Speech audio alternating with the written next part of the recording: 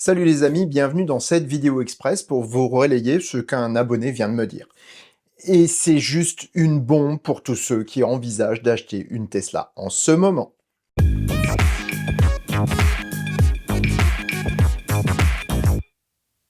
Depuis le début de l'année, Tesla enregistre les pires chiffres de vente depuis longtemps. Si les aficionados de la marque expliquent ce recul par la transition des usines de l'ancien vers le nouveau modèle Y, les détracteurs évoquent une défiance face aux actions d'Elon Musk qui entament grandement la désirabilité des autos de la marque. Avant de continuer, je vais vous donner rapidement ma position sur le sujet. Comme Jacques Martin dans l'école des fans, je pense que tout le monde a gagné. Autant d'un point de vue industriel, changer de modèle impacte forcément la production, autant la confiance des acheteurs originels est visiblement ébranlée. Du coup, comment quantifier tout cela? Eh bien, on ne peut pas, tout simplement. En tout cas, pas à ce jour. Il faut attendre les chiffres des prochains mois pour y voir plus clair et tenter de se prononcer, au moins partiellement. Si aujourd'hui je fais une vidéo, c'est en raison d'un appel d'un abonné qui m'avait demandé conseil il y a quelques semaines pour l'achat d'une Model 3 Long Range Propulsion d'occasion. Il l'a acheté début mars et en est très satisfait. Pourtant, quelle n'a pas été sa surprise d'être contacté par Tesla il y a quelques jours pour lui proposer un changement de sa voiture. Une offre juste énorme. Tesla lui a fait une proposition de reprise à un prix supérieur à son prix d'achat d'il y a un mois, à condition de reprendre soit un Model 3 Highland, soit une Model Y en stock, donc d'ancienne génération. La proposition est la suivante. S'il prend une Model 3 en LOA, on lui fait un très bon prix grâce à un taux de 0,99% en ce moment, ce qui est beaucoup plus bas que le taux du crédit qu'il a actuellement sur sa Model 3. Mais là où ça devient intéressant, c'est pour l'offre du Model Y.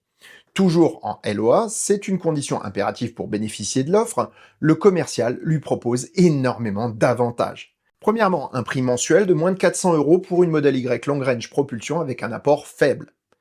Ensuite, c'est pas tout, hein. Le reste, c'est juste de la folie.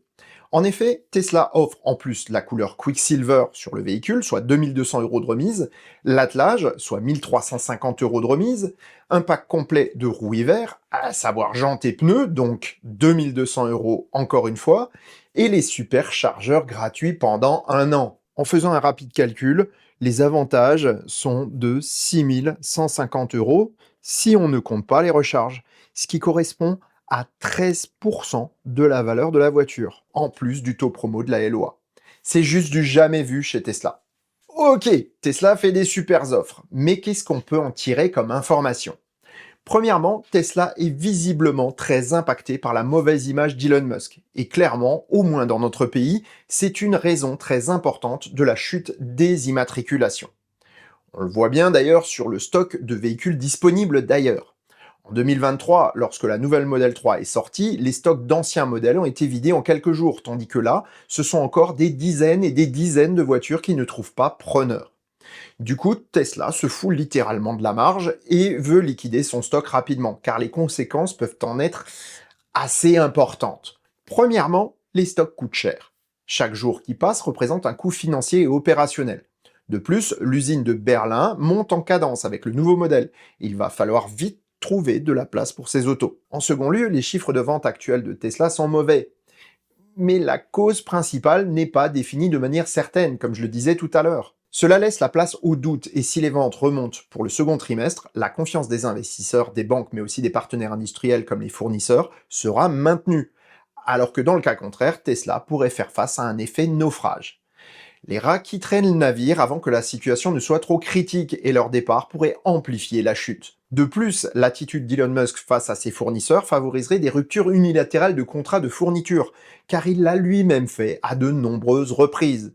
On se souvient par exemple de l'affaire Mobileye avec l'autopilote ou des sièges de Model 3. On peut encore rajouter une couche de problème à cela puisque les concurrents de Tesla ont bien bossé et leur offre se rapproche chaque jour un peu plus de ce que fait l'américain. Ainsi, vu que le marché des véhicules électriques continue de croître malgré la baisse de Tesla, les moyens de production des équipementiers peuvent être utilisés pour accompagner la croissance des concurrents de Tesla.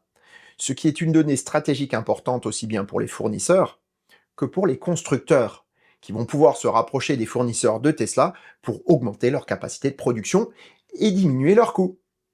Au final, Tesla se retrouve dans une situation extrêmement tendue. Et même si financièrement la situation est loin d'être critique, c'est bien le capital de confiance de tous les partenaires du constructeur qui doit être maintenu coûte que coûte. Tesla a le couteau sous la gorge, même si ses dirigeants ne le reconnaîtront jamais. Le grand gagnant de cette situation est le client, et si vous avez la possibilité de changer maintenant en faisant la meilleure affaire possible, eh bien ce n'est pas le moment de tergiverser. Tesla reste la meilleure proposition technique présente en Europe, et ses prix ne dureront probablement pas. Donc vous en faites ce que vous voulez, mais au moins vous savez. Voilà, c'est tout pour aujourd'hui. Pour cette semaine, je vous prépare 2 vidéos très sympas autour d'une nouvelle association de voitures électriques en France et un match TechScore qui devrait en intéresser plus d'un, croyez-moi. Et sur ces bonnes paroles, je vous souhaite bonne route et vous dis à bientôt pour un prochain épisode du Choucroute Garage. Portez-vous bien. Ciao.